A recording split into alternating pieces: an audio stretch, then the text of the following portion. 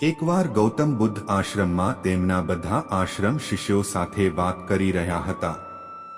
તે જ સમયે એક શિષ્યએ ગૌતમ બુદ્ધને પૂછ્યું, ગુરુદેવ, ક્રોધને શાંત કરવાનો ઉપાય શું છે?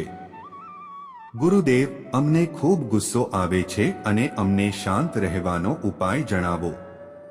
ગૌતમ બુદ્ધે કહ્યું, આનો સરળ ઉપાય એ છે કે શાંત રહો અને કોઈની સાથે વાહિયાત વાત ન કરો। લડાઈ આપોઆપ સમાપ્ત થઈ જશે, ક્રોધનો અંત આવશે। બીજે દિવસે એ જ છોકરો ફરીથી તેના ગુરુદેવ એટલે કે ગૌતમ બુદ્ધને કહે છે કે ગુરુદેવ, તમે મને જે ઉપાય કહ્યો હતો તે થોડી ક્ષણો માટે પણ કામ ન આવ્યો। આ બાબતે ગૌતમ બુદ્ધે કહ્યું, શું તમે? શાંતિ હતી, મૌન હતું। શિષ્ય બોલ્યો, આ અમારી સમસ્યા છે। ગુરુદેવ, આ ક્રોધને લીધે મારા ઘરમાં ઝઘડાનું વાતાવરણ ઊભું થયું છે, પરિવારમાં અશાંતિ સર્જાઈ છે। કૃપા કરીને ગુરુદેવ, મારો ક્રોધ શાંત કરવાનો કોઈ સરળ ઉપાય જણાવો। આ સાંભળીને ગૌતમ બુદ્ધ હસ્યા અને પોતાની થેલીમાંથી દવા કાઢીને તેમને આપી।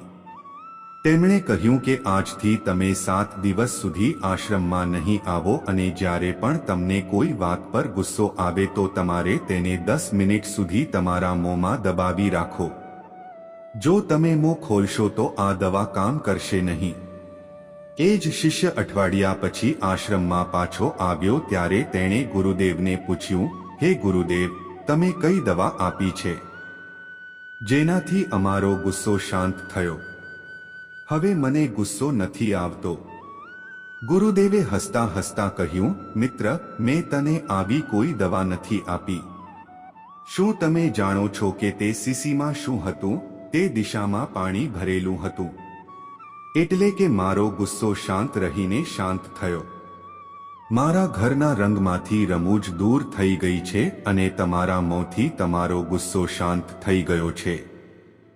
ગુસ્સાને શાંત કરવાનો આ એકમાત્ર રસ્તો છે। શાંત રહો, બધું આપોઆપ લડાઈ શાંત થઈ જશે।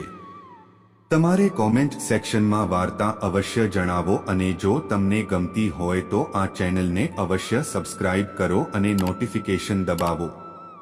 ત્યાં સુધી આગળની વાર્તામાં ધ્યાન રાખજો।